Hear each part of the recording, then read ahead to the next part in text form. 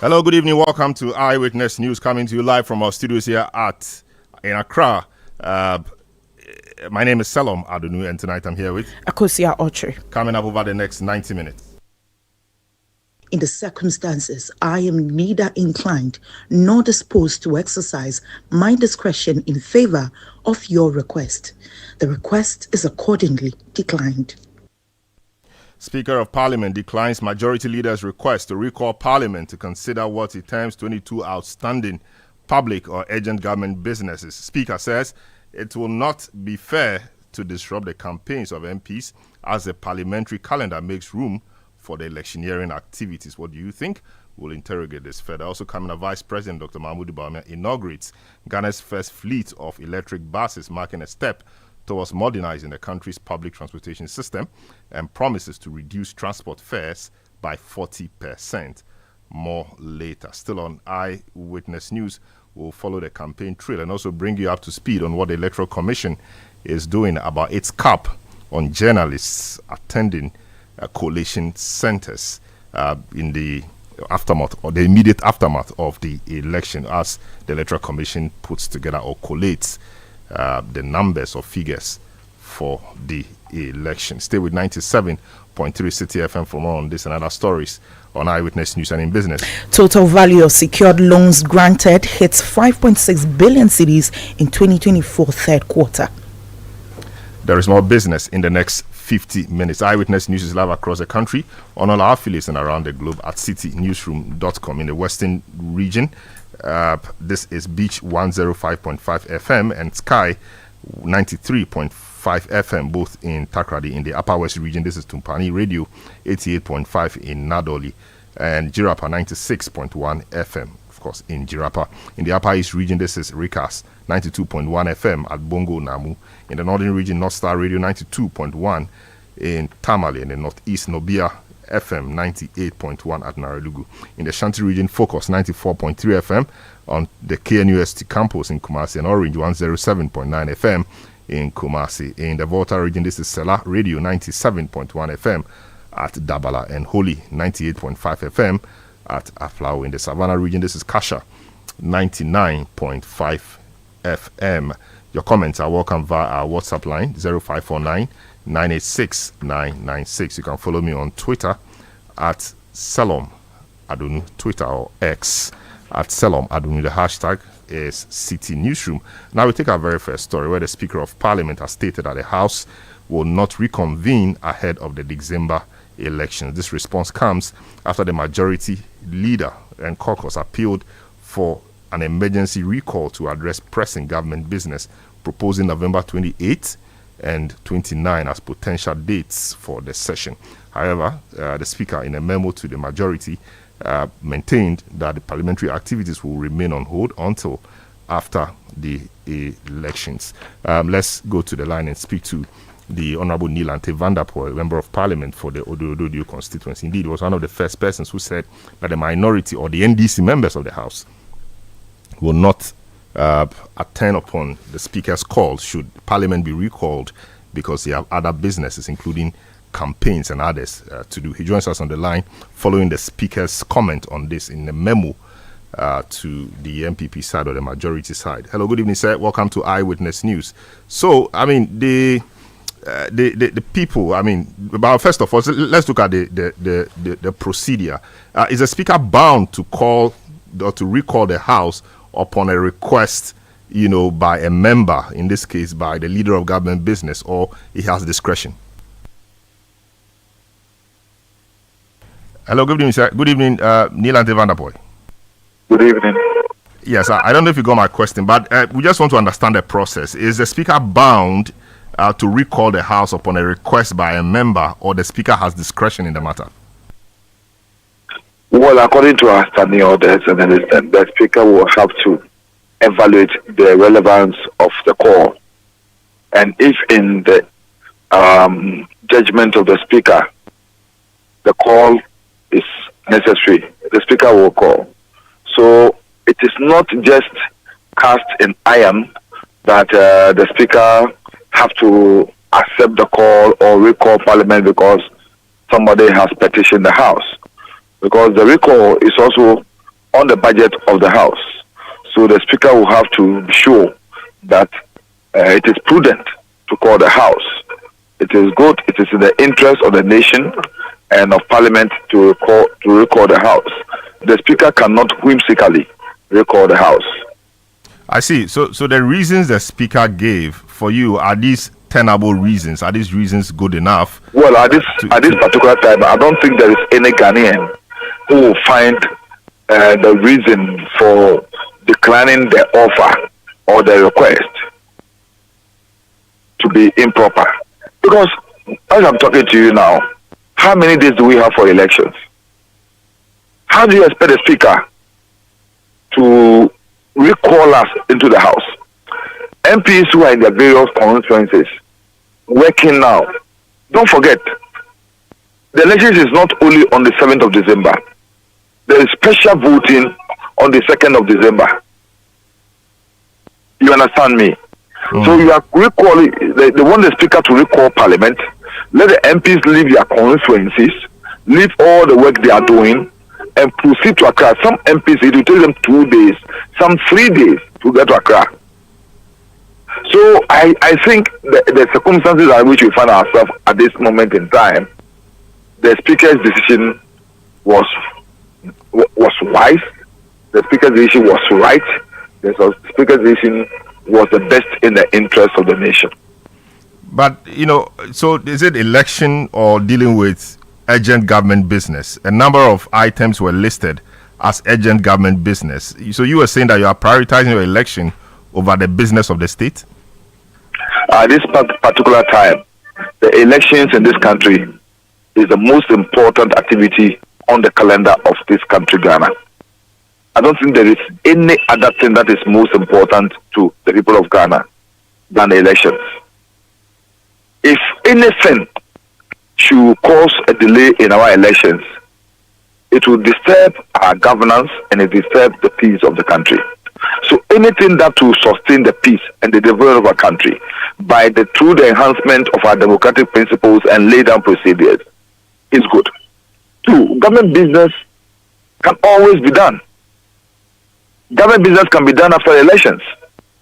Government business will not suffer unduly if it is delayed for days in order for us to have a peaceful elections and also be able to return to Parliament so that every MP will be concentrating on the work of Parliament. That is what we are looking for. We want every MP to have that stable mind to focus on the work to be done in Parliament. We don't want any MP to come to Parliament with a divided attention. So government business rather will be best served if every MP is stable, is concentrating and doing everything right. I see. So you do not consider matters of the Financial Stability Fund approval of some $250 million international if the MPP MPs saw that as a priority, they would have made us come to Parliament on the last recall and stayed in Parliament the whole day without doing anything.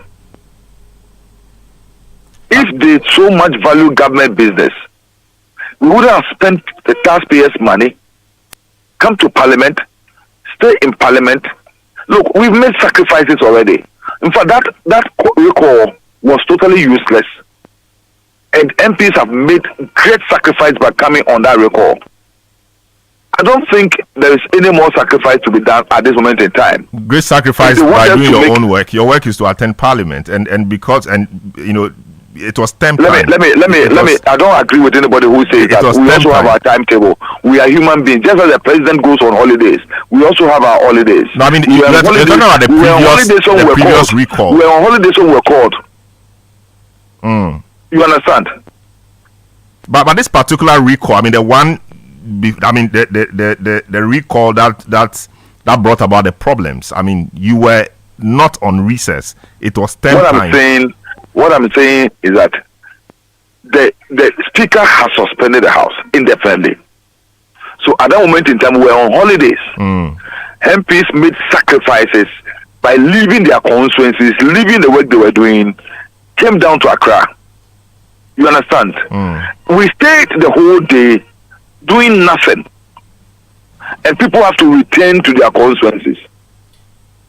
As we're talking today, by our timetable, we are supposed to be on holidays. You understand? 2, we have only a few days to elections. I don't think it bodes well for any MP to leave his constituency and travel to Accra. 2 days. Come to Accra for a recall. Just to come and transact businesses that we could have done long ago. Selorm, let me say this. They should wait. After elections, we shall all meet in the house. Even if they want us to stay overnight to transact those business. After elections, we'll come to the house and transact that business. I see. I mean, I'm looking at the Speaker's memo to the Honorable Alexander Afenyo-Markin. In Alexander Afenyo-Markin's memo to the Speaker, he described himself as a majority leader and leader of government business. The Speaker, addressed him, he is not a majority leader. Addressed him as the leader of government business. I mean, this wouldn't have been an issue, but for the happenings of the last few weeks. So, is it a case that the Speaker, despite the Supreme Court's decision and all of that, is still not recognizing him as the majority leader? Selorm, you are a lawyer. You know the procedures of Parliament. You followed Parliament for a long time. Before the Speaker gave a decision, you understand, transmitted an information to the House. That information particularly depicts something. By that automaticity of our procedures, as of today we are talking, Afenyo-Markin is not the leader of the House. It is only when the Speaker has varied the decision he made at the last time, when we have gone back to the House and has varied the decision he made based upon the Supreme Court judgment, if so be it, then the status quo will change. But as we see today, there has not been any meeting of the House that had varied the statement made by the Speaker and the decision that was made in the House. So even though the Supreme Court disagrees with the Speaker and the Supreme Court will have to transmit the Supreme Court will have to transmit their judgment and their decision to the Speaker, and the Speaker will have to transmit it to the House. That's how we work. We don't just act in abeyance. We don't just act with a whirlwind. I see. We act by our standing orders. I see. So whatever transmission, whatever a message the Supreme Court has for the House will need to be transmitted to the clerk, to the Speaker. And then the Speaker will so accordingly inform the House. That could change the status quo of the House as of today. Until that is done, the status quo remained as it was then when we went on recess. In the last but one paragraph, the Speaker notes that the national interest will better be served if members exhibit conduct of honor, empathy, and humility in the performance of their duties. I mean, many people wonder where this is coming from. Unless, of course, I mean, from it's in Afenyo-Markin's memo, what the Speaker is saying, he talked about national interest. So that doesn't mean the Speaker is still holding this in his heart against the Honorable Afenyo-Markin. No, people have not been honorable as they are supposed to be. You and I agree. By going to the Supreme Court to test the law? We sat in that House, and we all hailed a decision that was taken by Aaron Okwe. We sat in that House and we hailed the decision taken by Aaron Okwe. Today, people who call themselves honorable are saying that when Aaron Okwe took that decision, it was wrong. But they didn't criticize it. They accepted it. They sang the chorus to it. They virtually danced in it. They enjoyed that music, and today they are saying that music was wrong. And they've been vindicated by the Supreme Court. The fact that something was wrong yesterday and it's repeated today doesn't make it right. So when it was wrong and nobody said anything about it, it's repeated today, but today I see something wrong with it and I go to the appropriate forum to have my rights vindicated. I mean, that should end the matter. Let me say this. if it was wrong that time and you knew it was wrong, you didn't criticize it. You didn't you didn't stand against it. But today, when it's on another foot, then you are saying that what happened the last time was wrong. You are not honorable. You are not honest. You are not truthful. You are not objective. You are not principled. I see. Let's leave it here. But how is the campaign going in your constituency? Of course, you are not running again. You have a successor. How is the campaign going? Jomama is already the president in 2025. Oh, even without an election. I'm telling you, even before the ballot is cast, you need to see what Ghanaians are saying. Are you not being too confident? Are you not being overconfident? Oh, but you know me already. You know me when I don't just give prediction and it fails. Selorm, you followed me for some time. I've always given you prediction. They come true. Let me tell you this. It is obvious. It's clear. Whatever we have been, Jomama is winning these elections. Hands down. And you mentioned my constituency. No matter what. Honorable Ashikote will win. I see. Afrenia Shekote will be my successor. Very well. Thank you so much, Nilante van der Poel, Member of Parliament for the Adonoo constituency, speaking to us on the parliamentary recall saga. Speaker has responded. He says that he doesn't think it is proper to recall Parliament at this time when MPs are campaigning across the country, and that he will recall Parliament, or Parliament to be recalled after the election. Eyewitness News on 97.3 Citi FM. A few of your messages that have been coming through here. Hadi in Pig Farm says a native doctor who calls for the rain to come should not be afraid of the thunder and strike that follows. Let me use your media to congratulate the Speaker for his wise decision. You said Afenyo Makin can go back to the Supreme Court tomorrow to force the Speaker to recall parliamentarians. Al Hassan Hamdan from Nyonhini South says it serves them right. Next time they will follow the standing orders of Parliament. Mazi Okro, also known as Evo from Pong, says, I think the right forum for Afenyo Makin to recall Parliament is to go to the Supreme Court to seek the interpretation of how to call Parliament, or for court to compel the MPs to go to Parliament.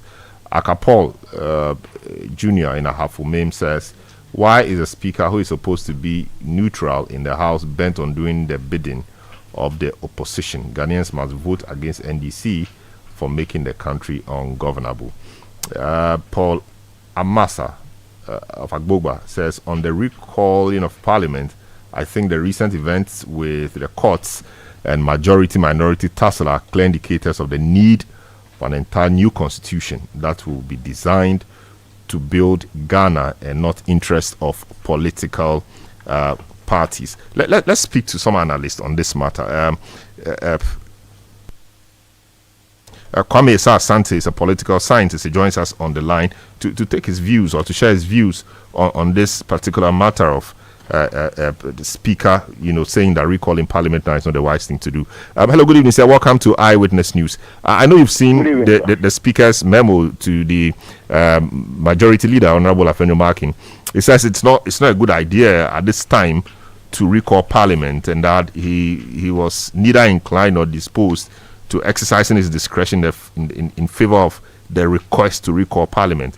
For that matter, that request was accordingly declined. What's your thought on this? There's government business to transact.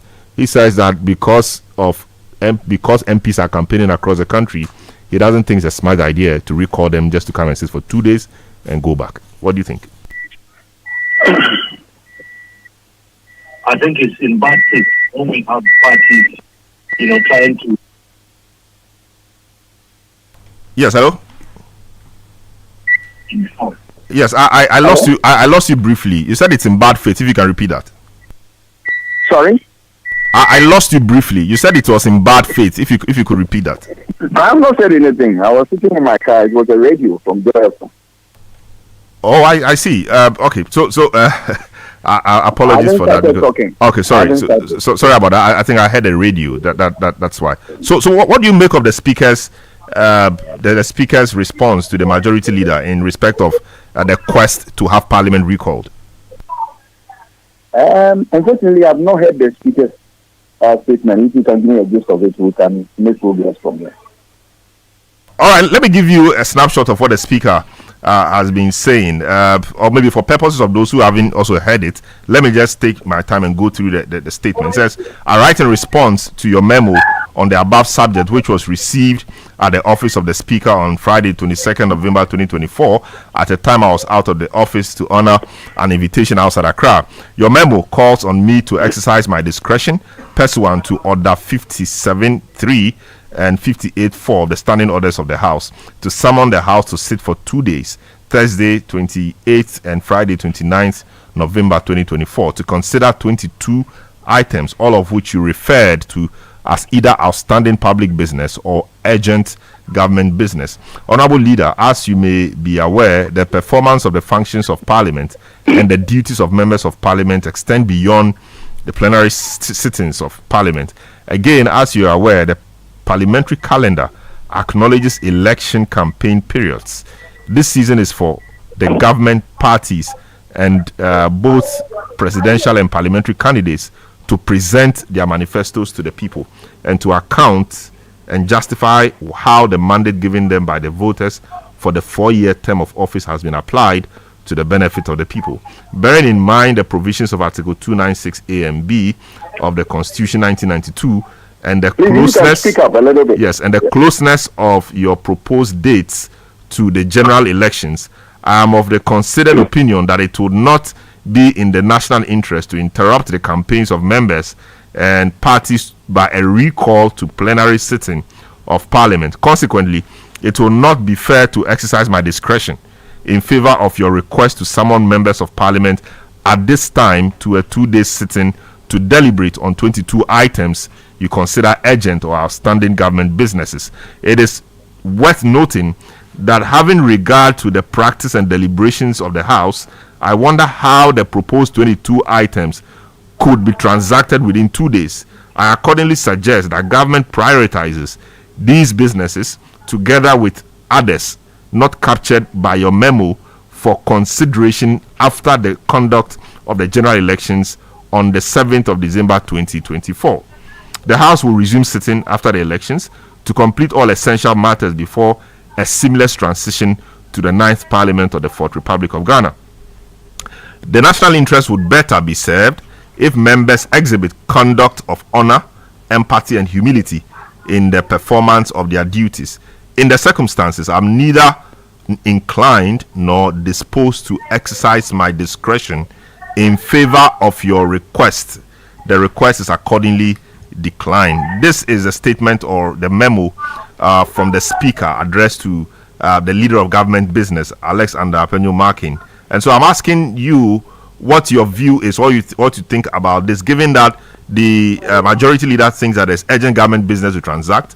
Speaker says that given the times close to election and that the parliamentary calendar recognizes the times, and so it will not be fair for him to recall Parliament. Just seeking your view on this, sir. Here we are. A difficult one, yes, but can you blame the Speaker? If that practice exists, that at a point in time, Parliament will allow members to go to the field and campaign, then you come for the Speaker on this call. I believe that the basis of this thing is that consensus has broken down and dialogue is missing in all that they are doing in Parliament. So, yes, people have gone to court. The court has spoken. Everybody will listen to that. But that is legal.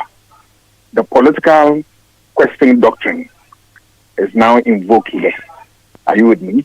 Issues of political nature. How do you resolve it? And here you are. So, and that is always resolved using what? Dialogue and consensus. Once you miss it, I'm afraid you hit a snack. And that is exactly what we are going through now. So, the way out, for me, there is nothing to bring the two groups together than what? Dialogue and consensus building. That is all. Nothing more, nothing less. at this time in the life of this parliament, is it not coming a little too late? I mean, the call for dialogue, for that call has been made some time back, but given that that call is not being heeded, and we still have the problems, few days to election, after elections, we all know where we stand. Is that call for dialogue now not coming too late? Better late than never. Make an attempt and fail than fail to attempt. Yeah. If you attempt and then fail, then you fail to attempt what perhaps could have worked for you. Because who knows, after election, the same feet could be dragged and the status quo will remain. So you should start a process of dialogue now, so that even in the event that you are not coming to Parliament before the election, you have opportunity to meet your colleagues and discuss things immediately after election, and then you move forward. So that if this window is closed, the one after the election also exists for them to explore and see. But they can begin to trigger a process relative to dialogue and consensus. If they are able to go around it perfectly, I believe that something had happened either before now, or before the election, or after the election. I am not quite too sure that they will succeed before the election, given the few days which is ahead of us relative to our voting on the 7th December. MPs who want to have the last days to, put all their pieces together and then have a genuine election that will crown them victorious in the election. Remember, in politics, the night before election is not easy. All manner of things happen, and politicians don't want to waste that time at all. They move heaven and earth to make sure that they get the basics right, and then they are crowned victorious in the election. So this is where we are. So is it your view that the businesses listed as urgent government business or outstanding public businesses are not that urgent after all? We have urgent after all, urgent as the majority leader will want us believe. The list includes tax exemptions for designated beneficiaries under the 1D1F program, the Ghana Financial Stability Fund, an international development agency or association facility of $250 million, consideration of the president's nominations for appointments as justices of the Supreme Court, ratification of mining lease agreement between the government of the Republic of Ghana and the Ashanti Bauxite Company Limited for mining of bauxite in the Enyinehini Block 2 area in the Achuma Ponya District, Ashanti region, ratification of mining lease, bills, other bills including Environmental Protection Bill 2024, Social Protection Bill 2023, Customs Amendment Bill, Budget Bill, the Ghana Boundary Commission Bill, Interstate Succession Bill, University of Mampong Bill, Free Secondary Education Bill, and the Pre-Tertiary Amendment Bill. I mean, quite a number of them, a lot of them actually. 22 of them. Is it your thinking that these businesses, as I've listed some of them, are not as urgent as the majority leader presented in his memo to the speaker? So obviously some are not urgent. Tax exemption, how can it be urgent? How can it be urgent? And then a few of other things. Yes. So I'm not sure all will be urgent. If you look at the Supreme Court appointment, already we have a sizable number of judges in there. So adding up even is problematic. But here you are, so it cannot be urgent. And other ones. So I believe that while some may be of urgent need and that we require Parliament to come in and deal with it in no time, I believe strongly that there are quite a number of them that are not urgent. But all are in the name of government business. But you cannot get them done if you are not united, if you are not building consensus, and above all, if you are not engaged in dialogue. I see. Finally, before you go, like I asked my previous guest, I mean, the last but one paragraph is of particular interest to me, given all that has happened. So the national interest would better be served if members exhibit conduct of honor, empathy, and humility in the performance of their duties. This appears to be coming from nowhere. unless, of course, you look at Afenyomakin's memo to him, asking that Parliament be recalled in a national interest, etc. Does this suggest to you that the Speaker may not have buried the hatchet, given the happenings of the previous 2-3 weeks? Oh, I'm not sure the Speaker is taking any position. He's telling you the realities on the ground relative to the outstanding orders and the various rules that govern the practice in Parliament. So that is a little that I can read from it. Yes, but as to whether if people want to read meanings into his statement by suggesting that he has not buried the hatchet, I'm afraid I'm not sure the Speaker is on that tangent. Remember that the Speaker is a national Speaker. It's not for any party or an individual or a group.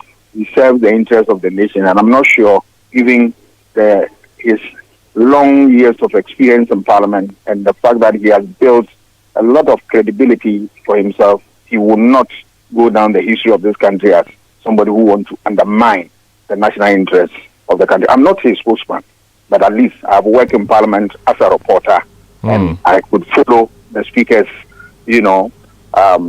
activities as he was a minority leader at a point in time, majority leader. I observed some of these things. So I can speak from a point of view of information that somebody who has also worked in Parliament in another way, I believe strongly that he has a national interest at heart. But this is the stark reality that will confront us. We need to deal with it head on. And the only way out, as I've already alluded to, is dialogue and consensus. Nothing more, nothing less. I see. Do you think this Parliament? I mean, I said that was my final question. But do you think this Parliament has been productive, given the friction here and there, and all the things you've seen? You think this Parliament, some say it's been a hung Parliament. You think it's been productive? Whether it is productive or not, that's not the issue. The real issue is that we, the people who vote, decide what type of Parliament we want to have. So it's a function of our voting, and whether it's productive or not, we can decide to repeat it or take the conversation and not further. Yes. But that aside, this Parliament, for all intents and purposes, has served this country well. Nobody can say that they have not been productive. That would be an unfair statement to members of Parliament who have struggled for the past 4 years to do their bit to support the national cause. If it has not been productive, the government would have collapsed long time. But you realize that the government continued to exist and exist strongly and be able to discharge its duty. It's a function of what? An efficient Parliament that has worked to serve the national interest. Of course, there are problems that once a while we encounter. That is not to say that the Parliament has been less productive. No, it is not. And that is my position. And I strongly support that assertion that Parliament has done a bit. It is an human institution. It may come face to face with certain challenges, but by and large, Parliament has been able to surmount some of these things, and they have worked as a team. Yes, the few days we have had some challenges, but that doesn't take away the work that they have done. Very well. Thank you so much, Dr. Kwame Asante, political science analyst, speaking to us on this. Eyewitness News on 97.3 Citi FM. Take a short break. We'll return with more. Don't go away. Eyewitness News. Be there as it happens.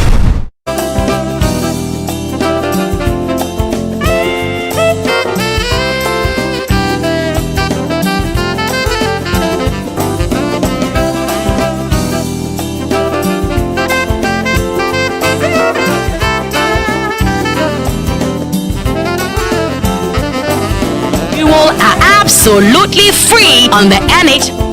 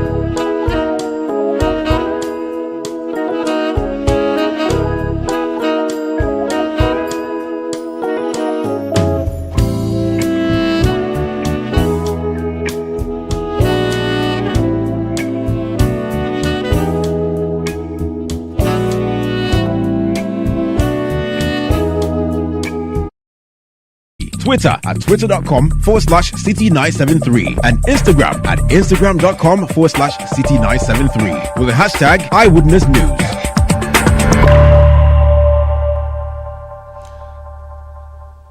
Eyewitness News on 97.3 Citi FM. Akosia gives us some more stories. And now former President John Agyekum Kufuor has dismissed criticisms urging him to refrain from expressing his views on the 2024 elections.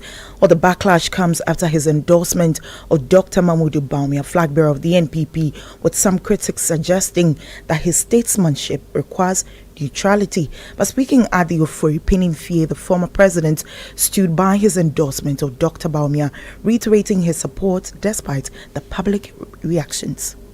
When I'm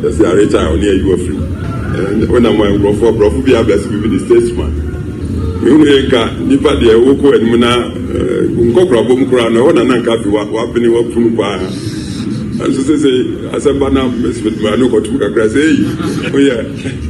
statesman unkabi na sminkabi minkabi no ne akoso sese dia sani enyame beye ne hihye ni mando akuya me de fa so sum Ghana ya nananum nyina akoyi nya sabi mabofra bia ehum ne dada 2003 me kora Bawumia. You wouldn't know bank yourself, financial matters, monetary matters, or Bank of Ghana. That time I could have it one. Nanso, OEBP, Sam Reno, Mammy is a Sabbath or that. No costs me, dear Premier, my bam, who can he pick ya, or can we be? Nancy says, you gonna free, sir. Mrenu, Nasabia, Jessica Somnanya. Bonisa, now Ghana was bankrupt. Some people say, Granny Pibiania. Nancy Sunyame, Adaroma, the new Bank of Ghana, Penny, a friend of Dr. Polakwa. They are on an accord, I need me. My buying no Mississippi, Yama, Yemi, no comments, and you gonna free, sir. Yanuma, and Jeff and Fata and Cora. So that was former President John Agyekum Kufuor. Let me just bring you a translation of what he's been saying. Well, he says that former presidents are often referred to as statesmen, and there's an expectation for them to remain silent on certain issues. However, that shouldn't always be the case. When he first met Dr. Bawumia in 2003, and he immediately knew he was destined for greatness.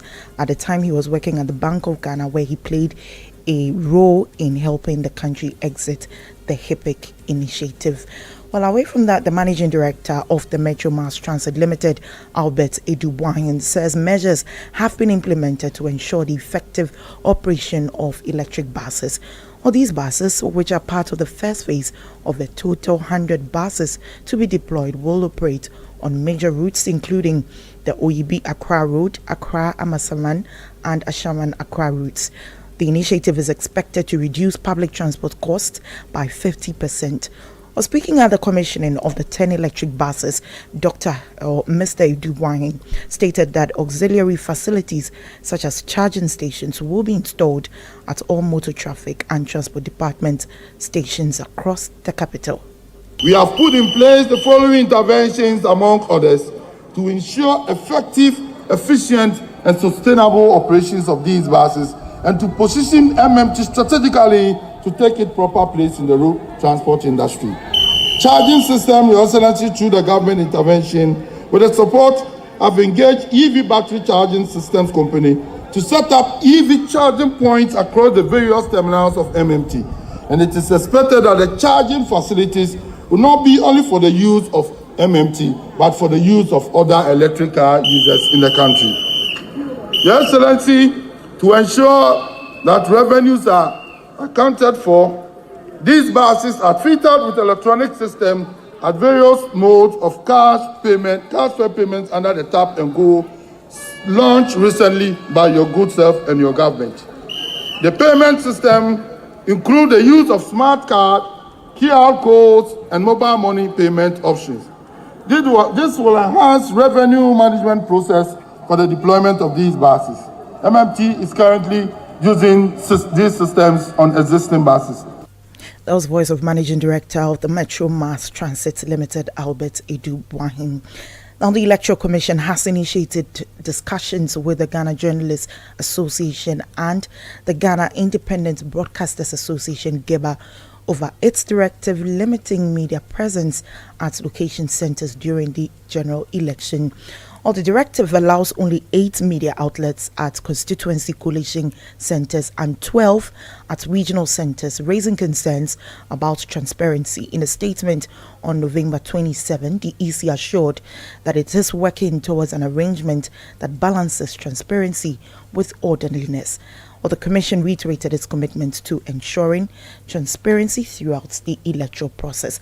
Meanwhile, the opposition National Democratic Congress has chastised the earlier directive by the EC. Director of Elections and IT, Dr. Rashid Tanko Computer, has been speaking on this matter.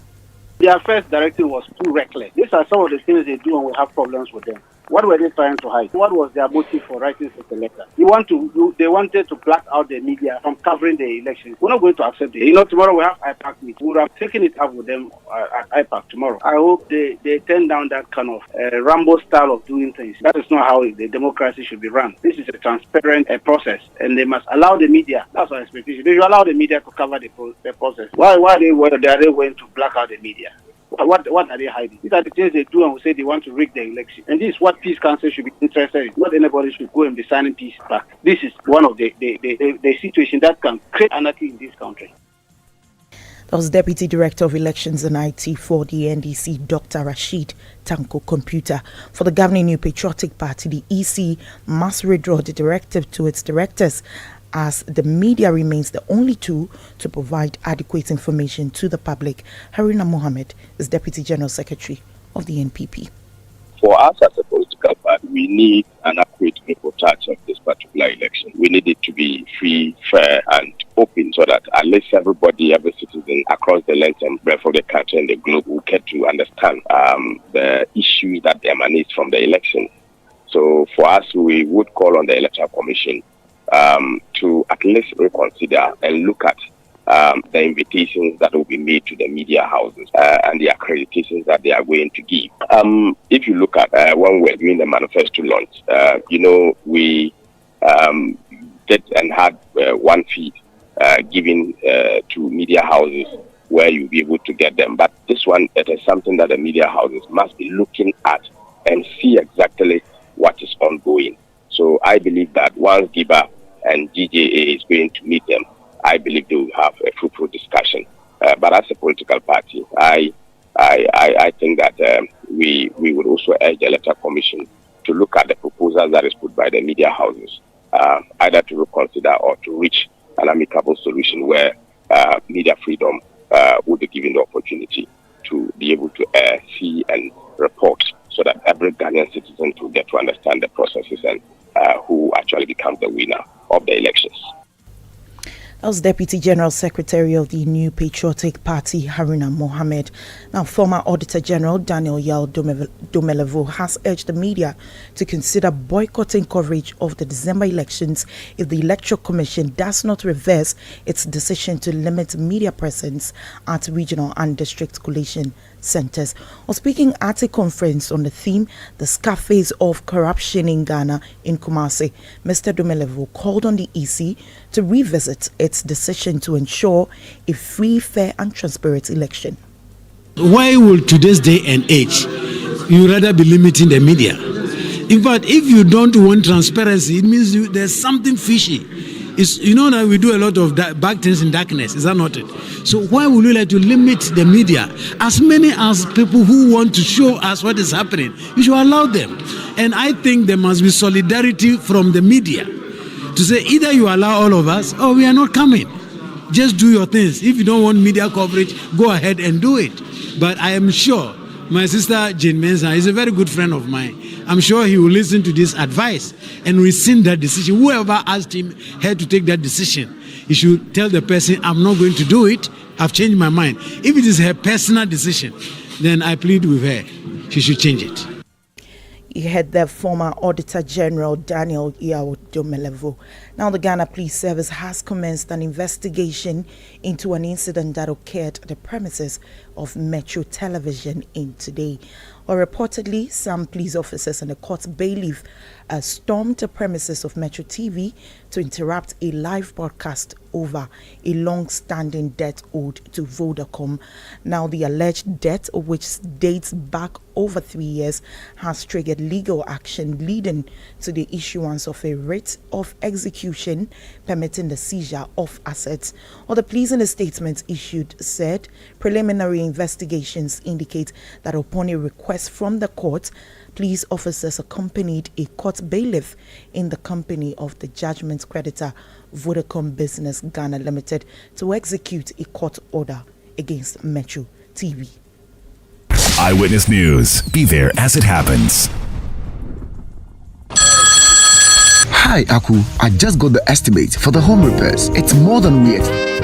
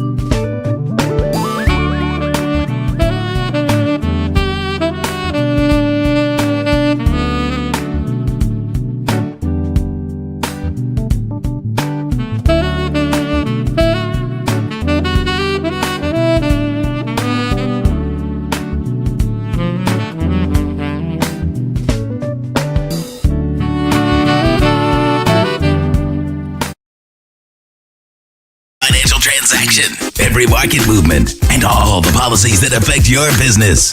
Citi Business News. Be informed. Welcome to the Wednesday edition of the Citi Business News on Eyewitness News. I am Akosia Ochri. The details now. The total value of secured loans granted by banks and specialized deposit-taking institutions in the third quarter of 2024 rose to 5.6 billion cedis, representing a 2.8% year-on-year increase relative to the 5.5 billion cedis recorded in the third quarter of 2023. This is according to the latest data from the Collateral Registry of the Bank of Ghana. Daniel Sakite has the details.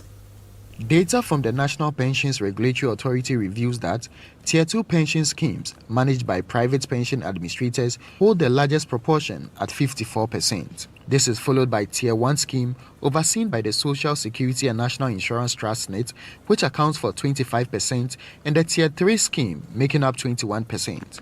Approximately 75% of pension funds are allocated to government securities, including treasury bills, Eurobonds, and green bonds. The NPRA has expressed its intention to minimize reliance on Government of Ghana bonds to maintain consistent liquidity. In a related development, the Pensions Authority incurred an impairment loss of 1 billion Ghana cedis in 2023 and wrote off 101 million Ghana cedis. However, by December 31, 2023, the NPRA has successfully recovered 4.2 million Ghana cedis through legal action against non-compliant employers. Daniel Sakite filed that report. Now, the Ghana Chamber of Telecommunications says the current tax regime in the sector is a significant barrier to investment. Chief Executive Officer of the Telecommunications Network, Engineer Dr. Kenneth Ashibe, highlights that the sector is already grappling with high operational costs and the challenges of extending connectivity to undeserved areas. So you're just an investor. Where would you put your money? The industry-specific taxation tends to impact negatively.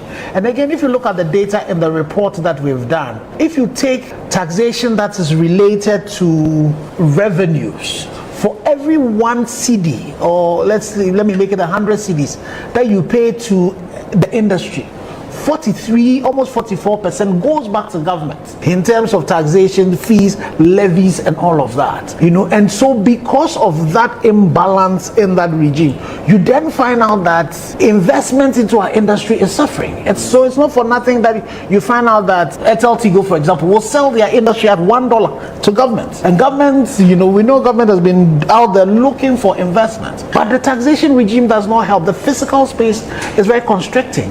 Bear in mind that this is an industry that, after paying 9.8 billion to government in terms of taxation, also had to spend 4.3 billion in terms of capex. That was Engineer Dr. Kenneth Ashibe, Chief Executive Officer of the Ghana Chamber of Telecommunications. Now, market watchers are urging the government to heed to the recent warnings by international ratings agency Fitch Solutions as its concerns are valid. Well, Fitch Solutions has cautioned that the country will continue to face substantial liquidity challenges in 2025 and 2026.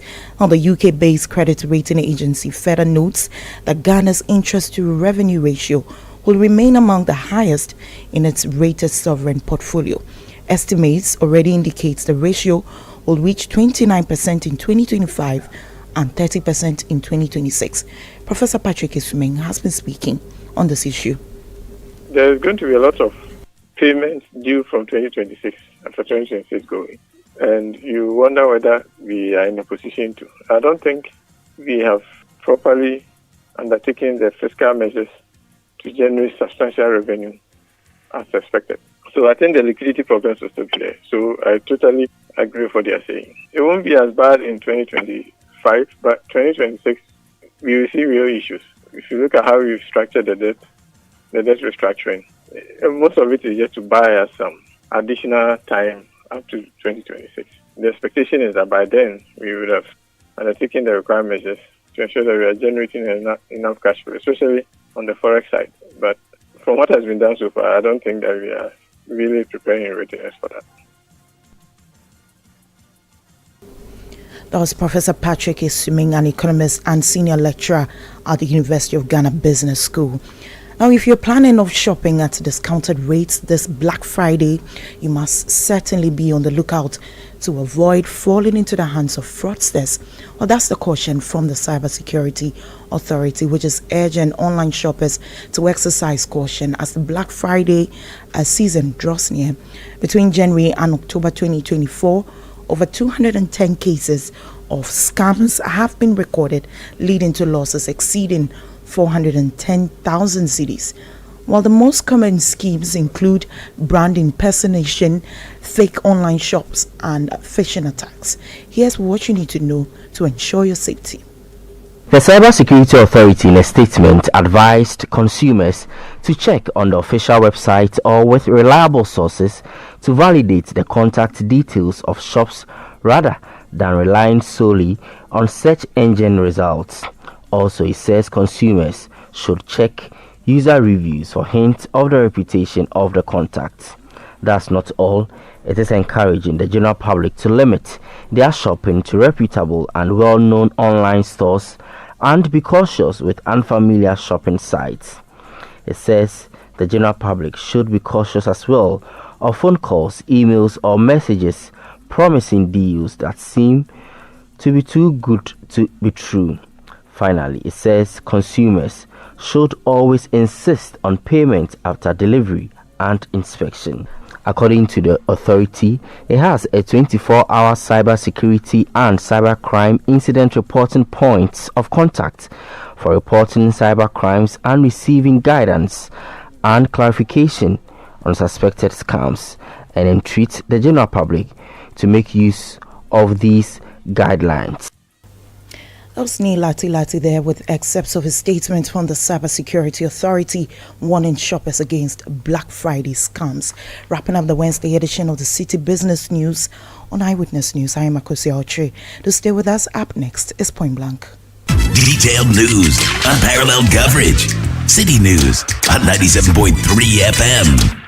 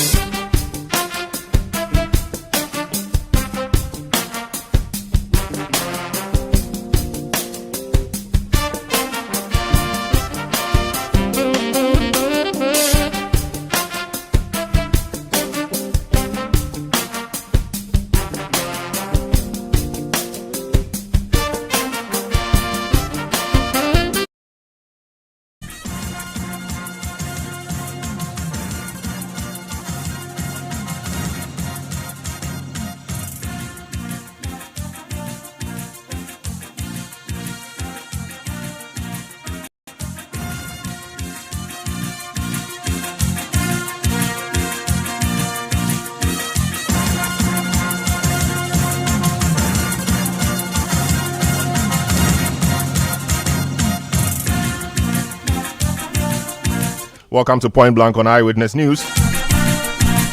My name is Selorm Adonoo. Tonight on Point Blank, we'll take a trip to the Western region.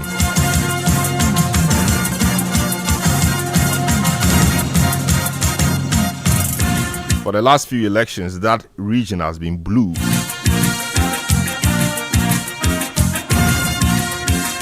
In the last election, the NDC came quite close.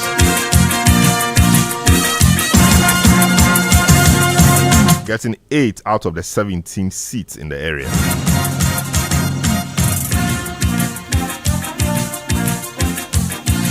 Of course, a few times the party has won the region, the NDC I mean, but it's been usually an MPP area.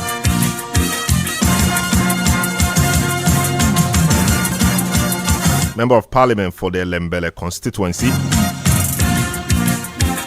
the Honorable Umaru Sanda Amadu, is my guest tonight on Point Blank. Indeed, former President Mahama, NDC flag bearer, is in the region. Been promising and been speaking about a number of things.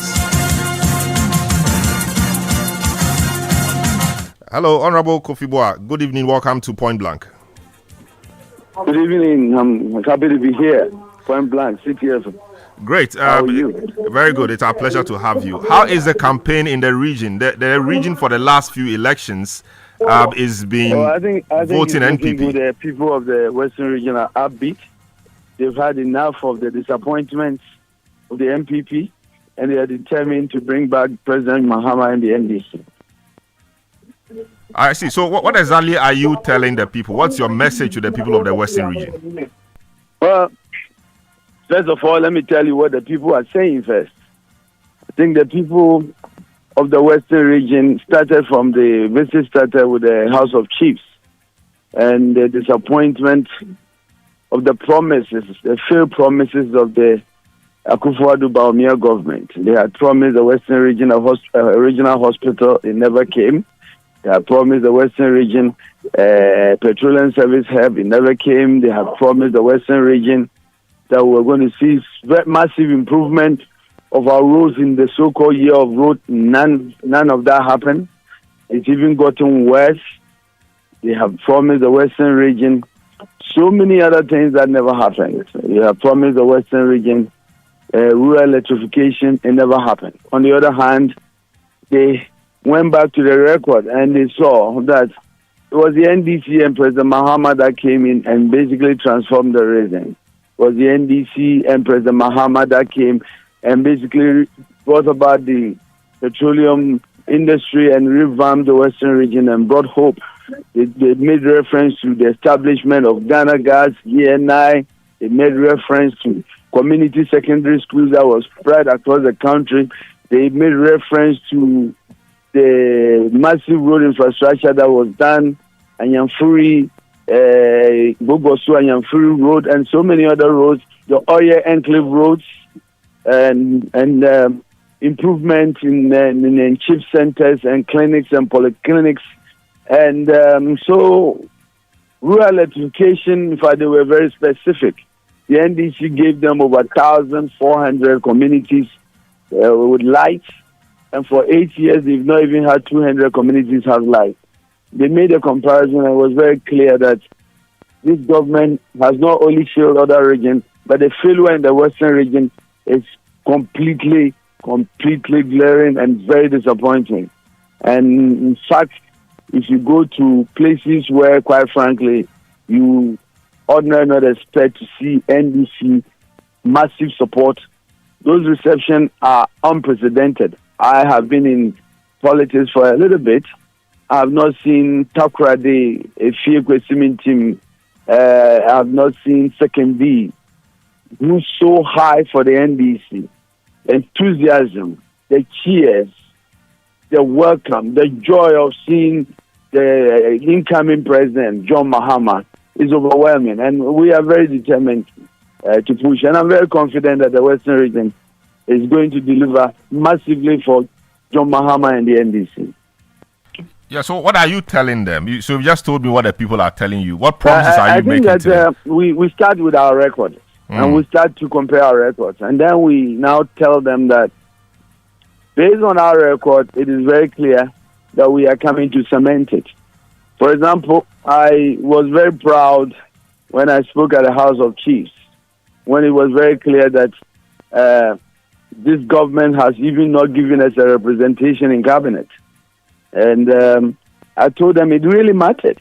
It really mattered because as energy minister, I could point to 1,400 communities that, like, I could point to oil and cliff roads and so many other things.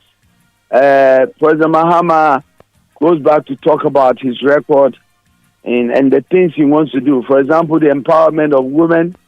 He talks about the plan, a very, very comprehensive plan to basically clean our water bodies and bring some sanity in the Galamsey business. The Western region is the heart and beat of mining and the devastation of the destruction of our forests, and how he's going to bring sanity and basically create a system that allows us to do small-scale mining without destroying our water bodies, without destroying our forests, and bring sanity and bring order.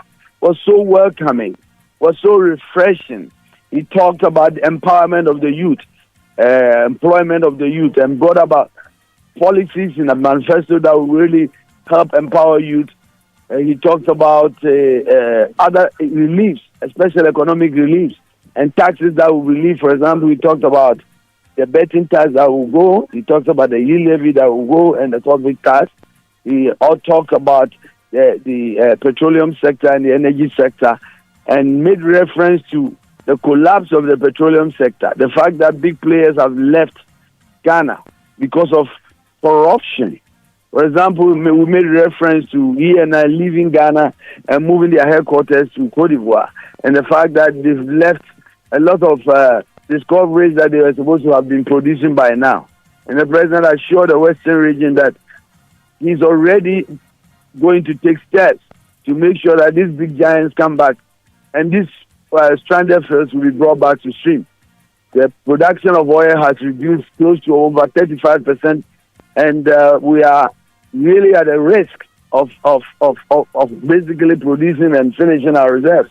So there's a need to ramp up reserves, and the president assured the Western region that anytime there's an increase in oil production, it translates into economic boom for the region, and he's going to do that. He's going to come back and basically bring back the oil and cliff roads. He talked about cocoa, which is also the heart and beat of the region, and the fact that cocoa farmers are really, really struggling. The inputs that they used to get to really produce cocoa, all the things that the NDC did to basically make the cocoa farmer happy was gone, and assured them that this is coming back, and basically it translates into, helping the Western region helps Ghana. When you help the bread basket of the Ghana, which is the Western region, it really is a boom for Ghana. Isn't it a shame that this year we couldn't even get the target of cocoa we want? How do we get less than 400,000 tons of cocoa when in the NDC period we got over 900,000 tons of cocoa? What has resulted into that? President Mahama was confident and assured farmers that all the things that must be done to basically bring back the cocoa industry will be done. And so there was so much hope for the youth. There was so much hope for the women who welcome the Women's Development Bank as an innovation that will empower them and really make women more powerful and bring hope to women. And so there's so much news to go around. The Western region is excited, as with so many other regions. It's exciting. The welcoming is a massive. As I speak to you, we are in Amanfi. We just left Amanfi West. We entered Amanfi Central. And, everywhere we've gone, the crowds, the welcome, the love, and they can't wait for December 7th to basically bring the NDC. Well, what do you tell people who say that the Western region itself, has also had its fair share of development under this present government? So, for example, people point to the construction. Well, I just told you all the things that they promised to do. So, for example, there's a construction of a polyclinic at New Takrady, we understand, and also the upgrading of the Mpoho Health Center. Is important, but you see, the Western region, the biggest promises were regional hospital. Where's the regional hospital? In fact, the Efia Nkwanta Hospital has been remodeled. The what? The Efia Nkwanta Hospital, which serves as a regional hospital. There's one administrative building there. Remodeled. That doesn't really translate into it, and there's a lot of uncompleted projects. In fact, let me tell you this. The only completed project in the Western region is a statue of President Akufo-Addo. Isn't it a shame? How about the Shama District Hospital? Shama what? Shama District Hospital. It's a big hole. We were there yesterday. It's a big hole. So you are telling us that the Shama District Hospital hasn't been built? Oh, the district hospital. I'm saying that you should come to Shama and see if there's a district hospital completed. It was an attempt of a hospital that has basically been abandoned. And when we were there, the chief lamented a 90-bed district hospital. The shameful state of affairs. I'm saying that there is no Shama district hospital. It's not completed. Okay, I'm saying that, and that's the sad story about the MPP. I mean, they like to basically put things on a piece of paper that really is not on the ground. And so, for example, I'm sure you saw there's a picture of Shama Hospital, and I can tell you on authority that there is nothing like a Shama Hospital. In fact, there's a pit there. The president went to cut a sword, and that was it. Nothing happened.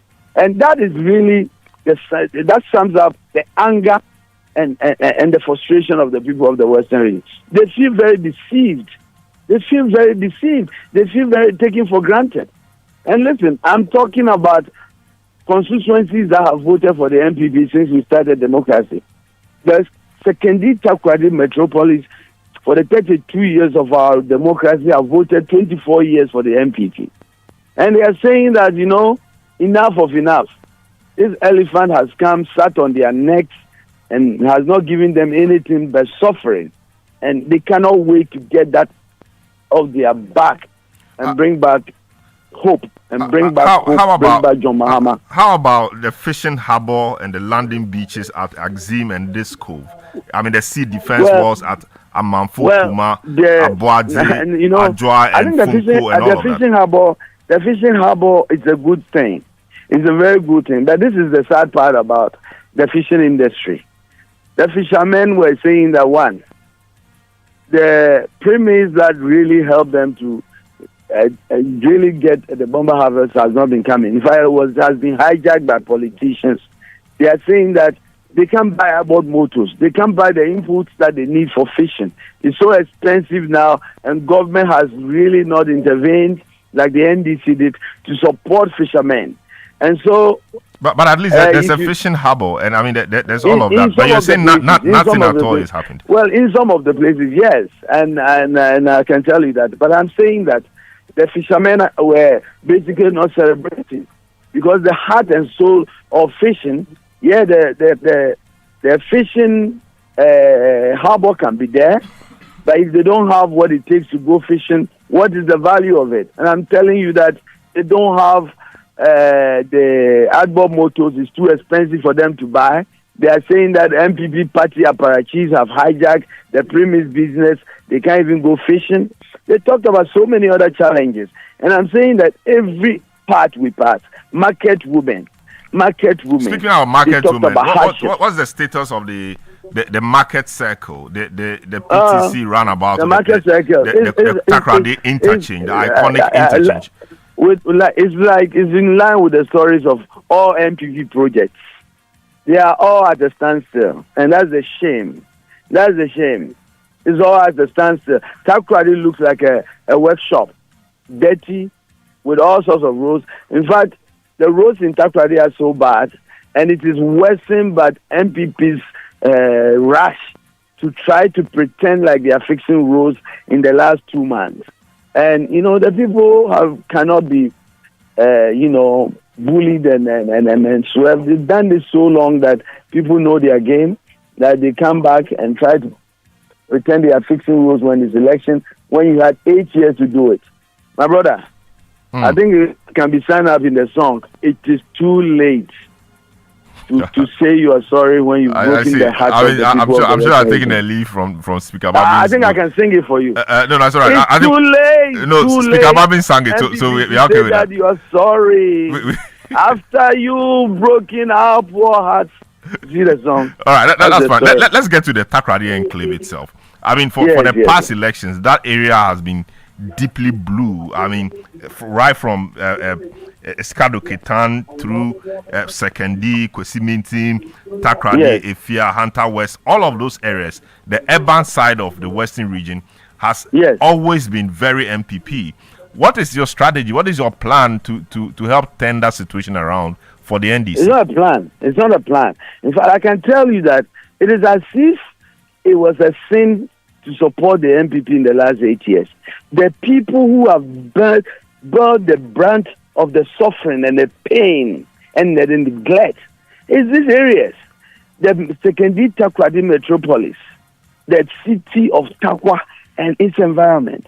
They have suffered. They have suffered. No, every business has collapsed. Listen, I told a story of businesses that were doing so well in the area because of President Mohammed's local content policy. To the extent that private Western regional businesses were so active and they prospered to the extent that they could even build Takoradi more jointly. Today, all those oil services companies have collapsed. And you know why they have collapsed? They have collapsed because in the last 8 years, there has not been any addition, any activity, any production, new production. And that is the heart and soul of the region. Everything has collapsed and it has really had impact on ordinary people of the Western region. And unfortunately, this government took their eye on the ball. The places that they needed to pay attention to, they failed to do it. It just dawned on them in the last 3 days. And it is even annoying what they are trying to do now.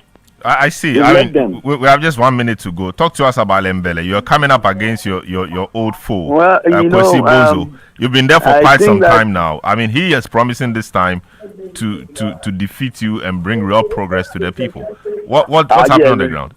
I think my opponent has made these elections fundraising year where he goes to drum up how he's close to winning so that people can support him.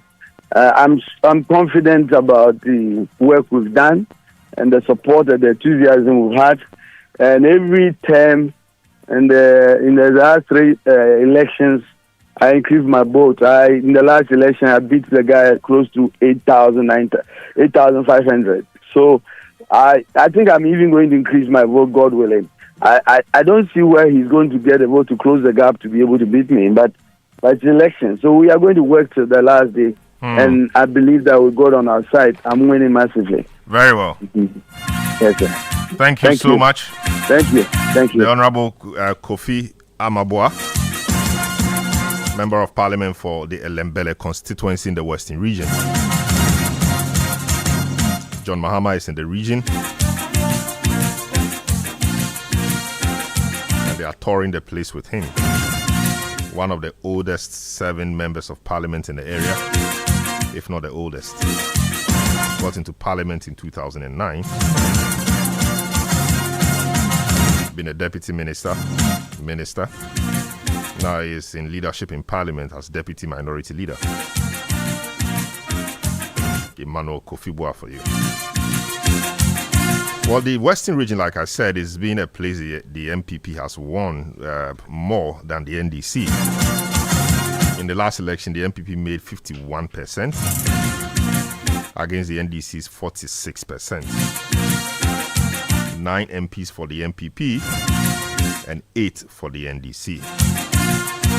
17 constituencies in all. That's just some information for you on your election bureau. This is how we conclude today's edition of the program. Show produced by Nana Kwabna Wilson, Samiri Afe, Beverly in London. Earlier you heard Akosia Otri.